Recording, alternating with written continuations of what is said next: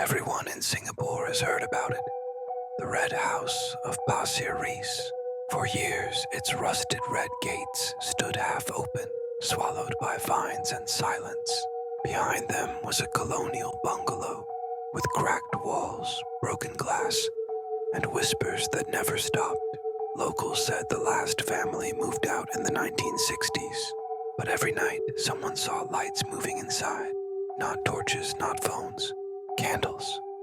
In the 1990s, the house became a dare. Teenagers would sneak in after midnight with flashlights and cameras. They said if you crossed the gate, you had to bow 3 times, or something would follow you home. A boy named Adrian Tan didn't believe it. He was 17, loud, and from the east side. On a Friday night, he went with 3 friends. They brought flashlights, cheap rum, and the confidence of youth. The air was still. Even the cicadas were silent. When they stepped through the gate, one of the boys, Hafiz, swore he heard a small bell. They laughed until Adrian turned and saw a candle burning on the porch. No wind, no movement, just a single flame. They went inside. The furniture was gone, but footprints marked the dust.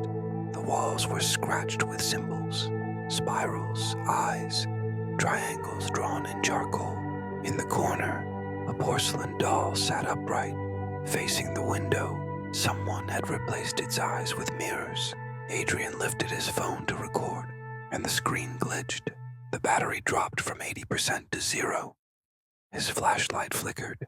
Then all the candles in the house lit at once. One of his friends screamed and ran for the door, but the front gate had closed. The lock was new. None of them had touched it.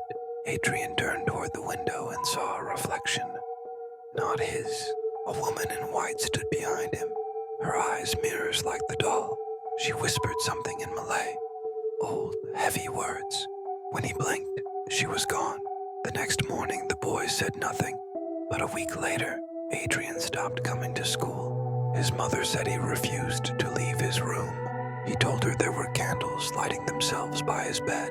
Each night at 3:33, they burned down to nothing and relit again. The Red House was finally demolished in 2008, but every Hungry Ghost Month, residents nearby still smell candle wax in the air.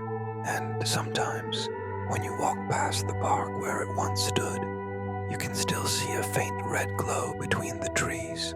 They say if you see it, don't look twice, because what's burning inside might be waiting for you.